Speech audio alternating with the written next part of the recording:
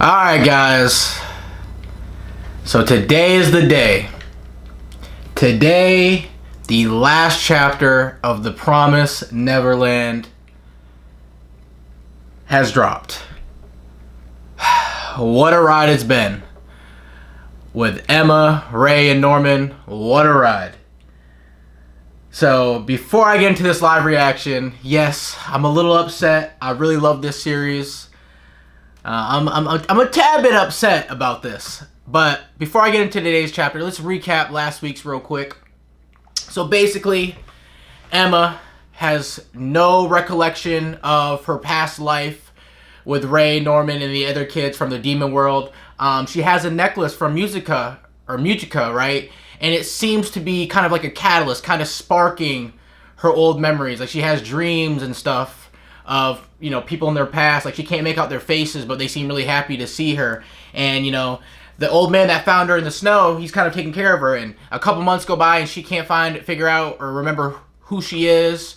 Her memories haven't came back. And she kind of just accepts it. Like, well, I got to do what I got to do at this point. I can't keep dwelling on the past. I can't force my memories to return. So it is what it is. I'm just going to live my life to its fullest.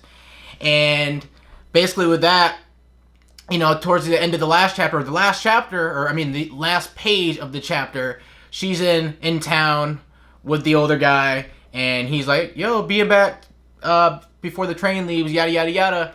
And we catch a glimpse of Ray and I think it was Gilda, or Ray and Dawn, or some of the kids. And I don't know if they locked eyes on Emma or what. So I think there's two ways this can go. I think with a combination of the necklace and seeing Ray and all of them, I think that could kind of spark her memories to come back or jolt it to come back. Or if there's no way that her memories can come back, they can either, you know, tell her about how she used to be, tell her about her old life, and basically try to explain to her how her life up until that point has gone.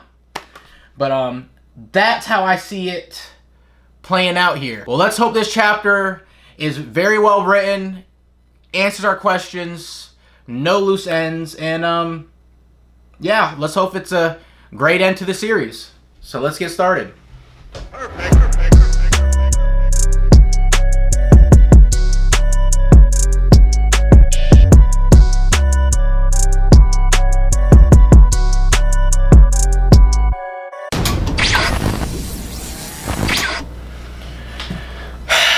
Okay guys, here we go. So we have the title page, cover page, final chapter. It says, Beyond Destiny. A very well drawn cover page, I may say. And we got Emma over here with the necklace, all the kids happy, walking on the beach. I don't think I'm ready. I don't think I'm ready right now. I'm sorry guys, I don't think I'm ready. Okay. Finding just one person on this vast planet, that is a tremendous task to accomplish. We can do it, we have to. So we got Norman and Ray and company. They're seemingly going through some databases, all the technology, trying to spot or pinpoint Emma's whereabouts. They are going to stop at nothing to find her. So, yeah, this technology seems to be very advanced from what we know in the real world today.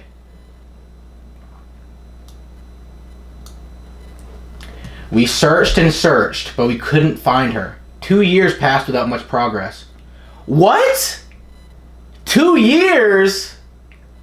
Okay, I was not expecting that. 2 years passed without much progress. She's nowhere to be found. How could we have no clues after looking so hard?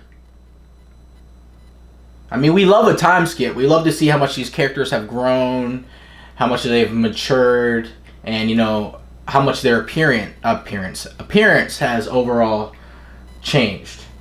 She's alive, right? She's in the human world. Could it be that even though she's in this world, we're destined to never see her again? Oh, that's sad. Separating her from us was the reward for the promise? Don't say that. It's just that we haven't searched everywhere yet, says Dawn. That's right. We know that. But where else can we search? Forbidden zones? Huh? You know, like when Norman asked us to search for Mujika and Sunju. Huh? So what about it? Maybe there are places like that here too. Areas where we can't go or are allowed in. By the way, Gilda looks grown here. Her hair is definitely a lot longer. She looks grown. She looks like a... Honestly, she looks like a mom. I ain't gonna lie. I wonder if the kids have kind of like fallen to her as the mother since Emma's not around. A country that doesn't exist anymore? Says Norman. Regions and countries that were destroyed by war or disasters. Places where people won't be living because they don't exist in 2049. Confused though, like, if they can't live there, why would they be there? Anyways. So they open a map. They're searching. We're never giving up. No matter how much we search and come up empty, no matter what the reward was, even if we're destined to never see her again. We're going to change it. We're going to fight back. Me and everyone. Okay, we got Phil in that panel. He looks a little more grown too. We'll even overturn destiny. Alright, so I think we're getting back to last week's chapter now. They're in the market, or in town. Damn it! Nothing in this area either. So yeah, okay, so it was Ray and Gilda, not Ray and Dawn. No luck on our side either. We can't stay much longer. We're going to miss the bus. Let's come back later. Yeah, let's go home. After we meet up with Norman's group. Then we'll look in the next area. Wow. So you see, you got Phil, Ray, and Gilda leaving, right? And then we see Emma up top. So they just walked by her. They just missed her. She's running by on like the top of them somewhere. So she's running.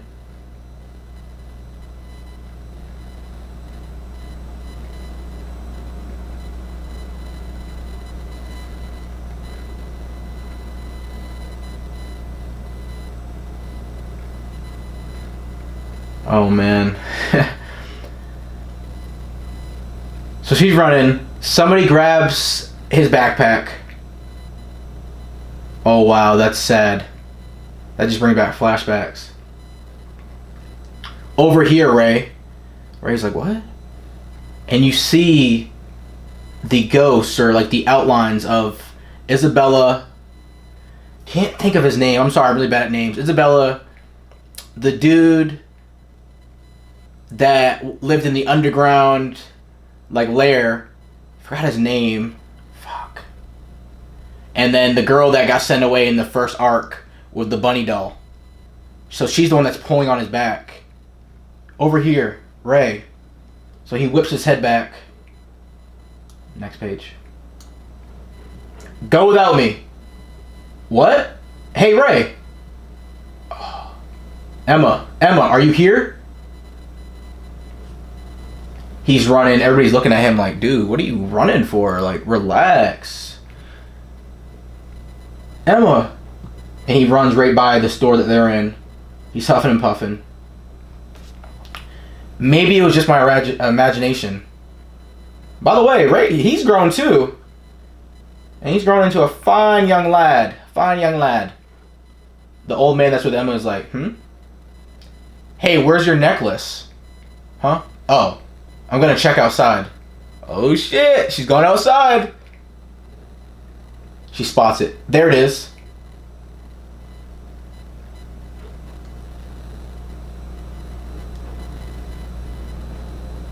Last panel. She picks up her necklace and she looks up. By the way, Emma's looking like a peacock here with that thing sticking up. Or a piece of hair sticking up.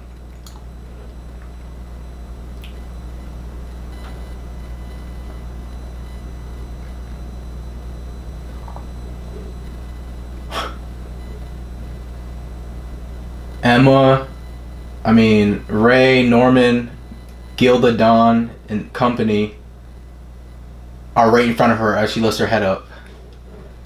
She's shocked. She's like, huh? Oh, wow, that's kind of sad. Ray looks like he's shocked, but he looks like he has tears in his eyes. He's like, there you are. Everybody's like, Emma. Everybody's all happy and stuff. Obviously, she don't know who these people are. Emma, we're glad you're okay. We've been looking for you. Stupid Emma, how could you do that to us? Disappearing all of a sudden. She says, she's not gonna remember them, man. Who are all of you? Everybody looks dumbfounded. Huh? Gilda says, no way. But she doesn't have the numbers on her neck. Wow, I didn't even notice that she didn't have the numbers on her neck. She's not Emma. No, we thought we finally found her. She looks just like her, though.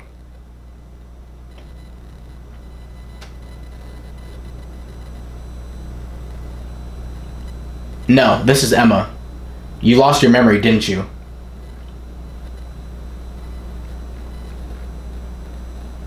I want your family having a flashback to the higher being. Her family really was taken away from her, says Ray. Oh man. Oh man.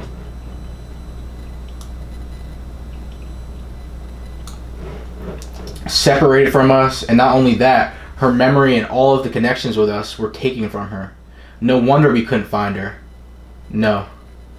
Emma, that was the reward. Are you sure you'll be alone? The future that you want beyond this wish is to laugh and live with your family. Yeah. She's looking sad. She says, yeah, this is the flashback to the higher being discussion, by the way.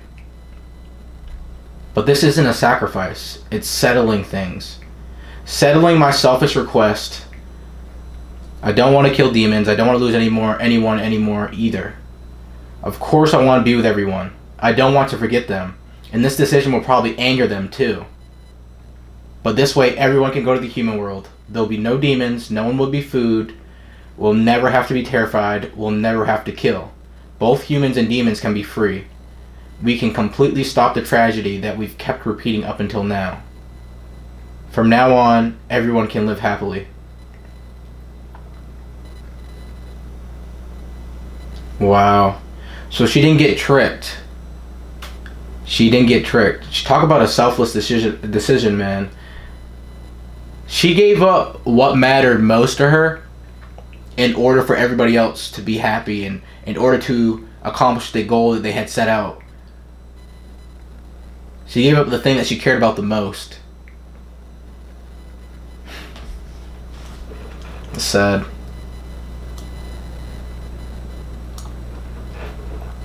Thank you. It's the best future I could hope for. She said that to the higher being. Fuck. Dawn is like, you can't be serious. Starts crying. What the heck? It's true that we're alive in the same world. He's having flashbacks to what Emma said to them. We can all go over to the human world alive. I'm not being sacrificed. It wasn't a lie. You weren't sacrificed, but you alone, only you, had so much taken away.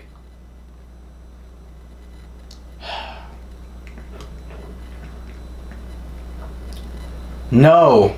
You remember us, don't you? It's me, Gilda. You recognize us, right, Emma? And just think about like the shock factor. Like, since she already don't have a memory, this is probably kind of scaring her as well and giving her anxiety. All these people coming up to her, crying, being emotional, and she has no idea who they are. She pushes them away and says, "Stop it. I'm sorry. She's scared. She really doesn't know who we are." And Phil comes up to her. He's teary-eyed and crying. Dang, this is too much. Everybody's crying.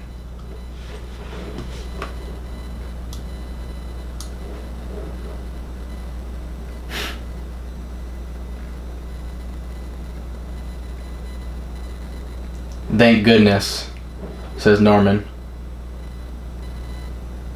He's probably just happy that she's alive and in the human world.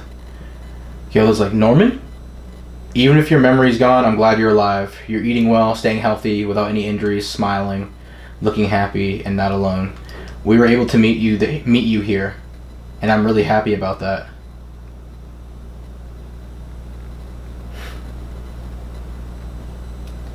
We've all been well. We're all going to school now.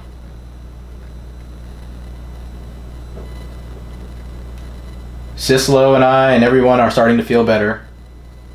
Medicine was developed thanks to the technology in this world, and Adam's special DNA to suppress our side effects. Using that medicine, the children from the mass production farms don't need the help of respiratory systems and can even walk on their own. Mike Rotchery is a neutral person and is acting as our guardian, giving us a hand when needed. It might be to prevent us from doing whatever we want to, but still. I still can't forgive the Rotchery clan, but we're all getting along well. Norman says, smiling. Aishi hasn't killed me either, for now. Chris woke up too. And also, we're all working hard to make it a bright future. I'm glad we were able to come to this world. We're all happy now. Everything's fine. It's just as you wished for. The results of your decision turned out to be great. Everything we have, you gave it to us. You paid for it with everything you had. But even so, I wanted to be with you. Have you smiling with us? I don't know. I can't remember anything about this person or these kids. That's what Emma's thinking. At all. But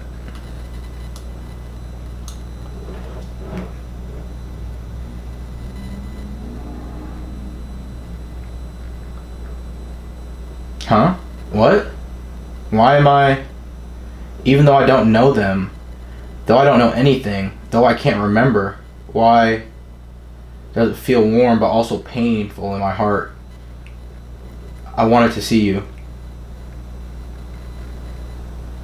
I feel like I've always wanted to see all of you.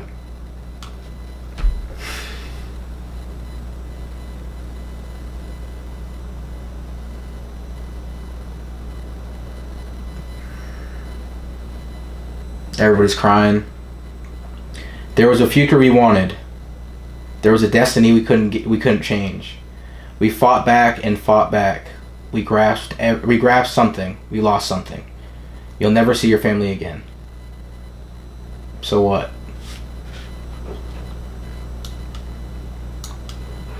We wanted to see you too. We've missed you for so long. So long.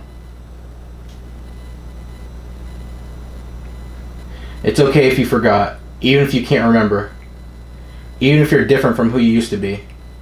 That's why, once more, and forevermore, screw destiny. You got the old guy just sitting there watching. Let's live together. Okay. The end.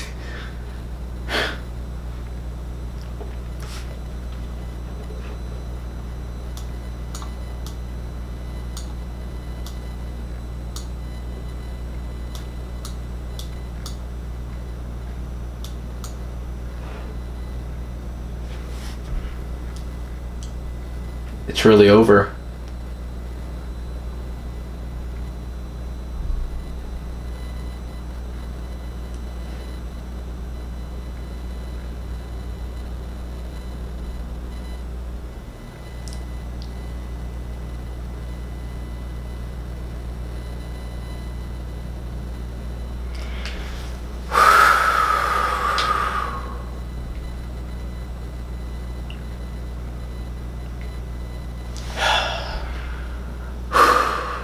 Okay, so I can't help but feel like a part of me is now gone. Anytime I finish a series that I've been invested into for a while, whenever it finishes, I can't help but kind of feel like a bit of emptiness, like that is leaving me, you know, and that's how I feel now. So I'm just gonna try to give my initial thoughts on the chapter and how it ended, and yeah, I might bounce all over the place because I haven't really gave myself time to really think about it. But the chapter as a whole, I thought it was very well written. I thought it was the last chapter. I thought it was a good ending to the series. I don't have a problem with this last chapter, considering how things have been going the last few chapters and the direction it was taking. I don't have a problem with this last chapter. I thought it was a very emotional and touching chapter. I think the mangaka did a good job with this. I definitely caught chills a few times reading this. I definitely got soft reading this a couple times. And a couple of times throughout the chapter, I kind of got a little like, damn, like watery eyes a little bit, because it was just really sad.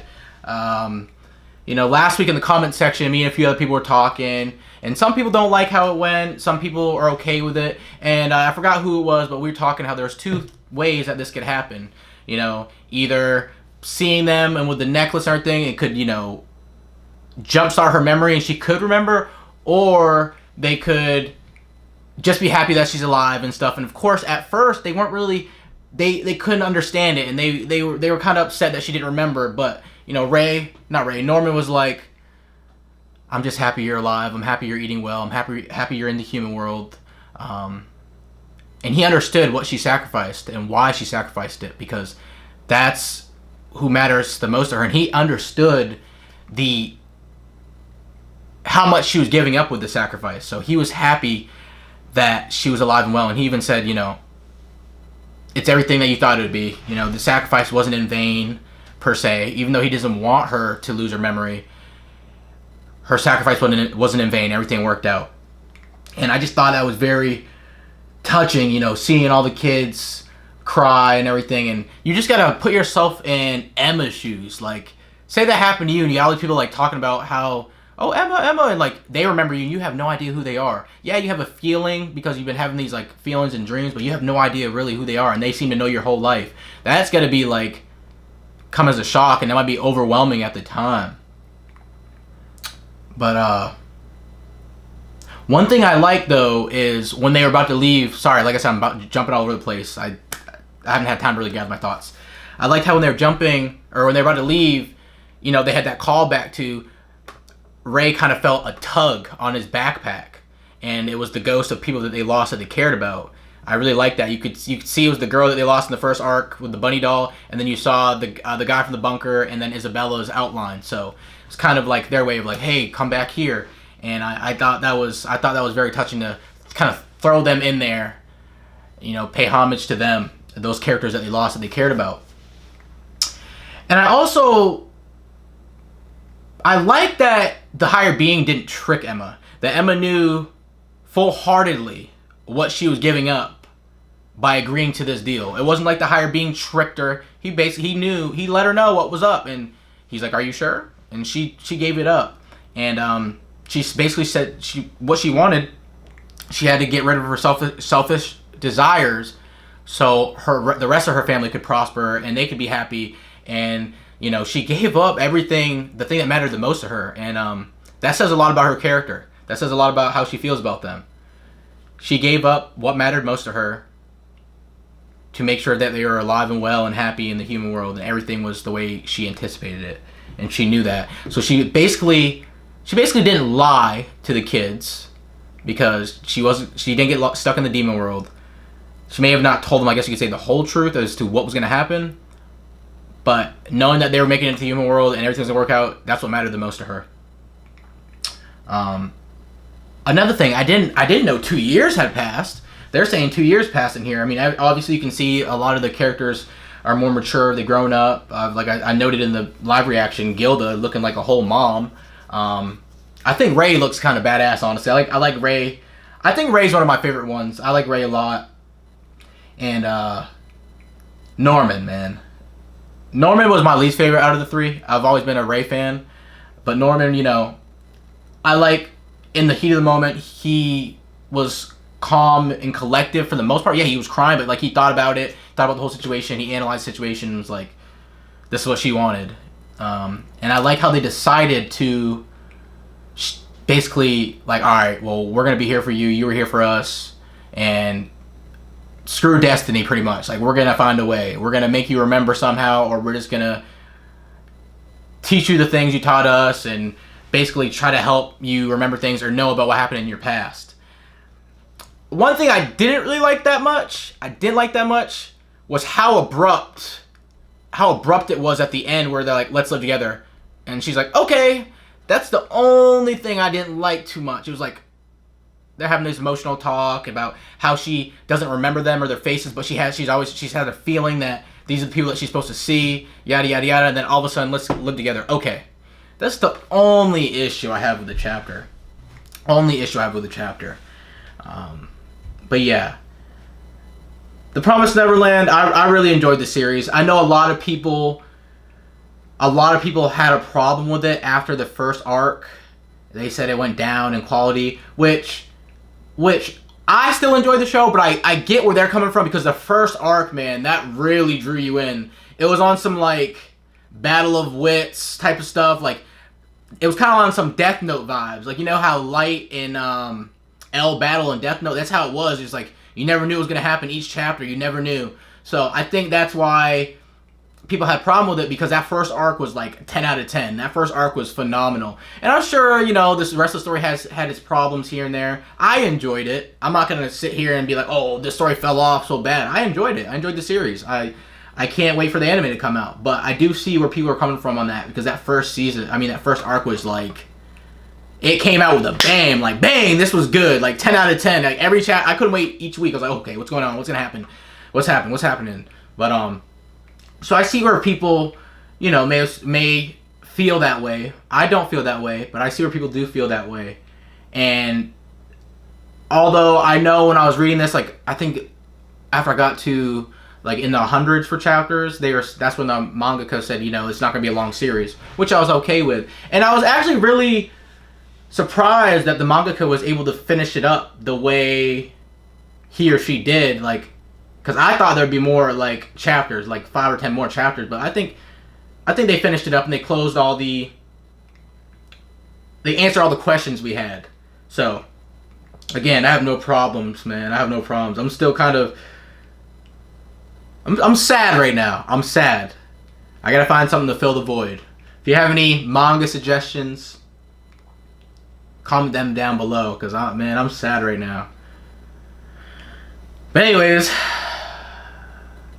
these are my initial thoughts on the chapter, the series ending. I just want to thank the mangaka for giving us a great series. Bravo to you. I love this series. Yeah, that's about it. Now, I will be live reacting to Season 2 when it drops. So be on the lookout for the anime. Be on the lookout for my live reactions. I'm excited because I feel like they did a really great job in the first season animating that and, you know, adding in different things. So I can't wait to see what they do with the second season. But if you liked the video, give it a thumbs up. Comment down below your thoughts on the series as a whole. Comment down below your thoughts on the chapter. I know it's probably going to be divided. 50% of people are going to be okay with the chapter. Like, okay, I'm happy how it ended. The other 50% are going to be like, no, they're not happy. That's how it was in last week's chapter in the comment section. But let me know your thoughts on the chapter. What are your overall thoughts on the chapter? What are your overall thoughts on the series as a whole? Yeah, just give me your opinion and your thoughts on it. If you're going to watch Season 2 of the anime, let me know that as well. But anyways, that's all there is for this one. Thanks for watching. If you haven't already done so, make sure you just smash that subscribe button to see more content such as manga live reactions, anime reactions, and top 10 videos. It's the Bearded Saiyan. I'll see you guys next time.